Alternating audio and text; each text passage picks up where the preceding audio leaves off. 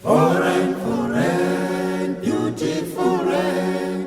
Don't disturb me, beautiful rain. Oh, come, never come. Oh, come, never come. Oh, come to me, beautiful rain. So, Ladysmith, Black Mambazo. There's a lot more about them on Wikipedia. I'm just going to give you the highlights. They're a male vocal singing group from South Africa. They sing in a traditional style that I can't pronounce.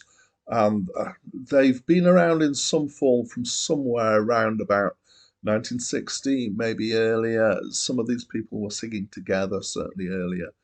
Um, the guy who's been the leader for many years is a guy called Joseph Shabalala.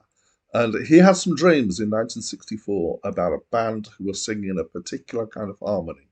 And he had a series of dreams, real dreams, uh, not kind of daydreams or fantasy.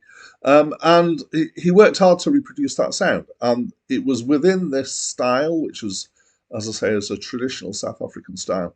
And they started out basically singing for events and weddings, and then they started going to competitions for this kind of singing, and they were eventually banned from the competitions for being too good because they just kept winning everything. Fast forward a bit to 1985, Paul Simon visits South Africa and he wants to get some traditional uh, musicians involved in making his album, which turned out to be Graceland. And if you know Graceland, and it's a very well-known album, and you know the African singing on that, that is Ladysmith Black Mambazo. And that's where I first heard them. From there on, their career exploded. As obviously, this was massive exposure for them. They became ambassadors effectively for South Africa around the world. They've toured all over. They've sung for the Queen. They've sung for the Nobel Awards. They've sung in all sorts of amazing situations. They've also sung in the City Hall in Newcastle, where I saw them live quite a few years ago, and it was amazing. So, having given some of the fascinating background of Ladysmith, um, I don't have a huge amount to say about the album, um, but of course I do have something. So, it's the first album that they had after Graceland, which was the album that they recorded with Paul Simon. Paul Simon's album, they did some singing for him. And this album is produced by Paul Simon. And it was intended to be an international album, and it sold really well. And this was their major breakthrough onto the international stage. It's entirely vocal, and if you don't know what the singing style is, you're just going to have to listen to some. I've got a little bit at the front and the end of this review.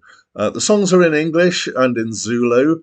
They're folk-like songs, so stuff about general life. There's a song about chatting up a girl. There's a song about rain, and there's some hymns and other spiritual stuff. They're generally well known to have quite a bit of Christian content in what they do, and it's utterly excellent. It's a really good album. So I might be biased. Well, of course I'm biased. I've had a copy of this for years. I think I probably got it in the year that it came out. It's been a huge influence on me in terms of opening my mind towards world music, and I have played it many times. It's an album that I know very well, I would say, and I find it a very calm, soothing album. I just love this kind of vocal style and the relaxed attitude behind it. I don't mind that I only understand half the words. It's just a great sound.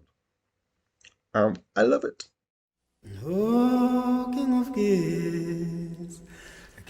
Kings, we kneel before you, Father, appealing, asking for peace in the rest of the country.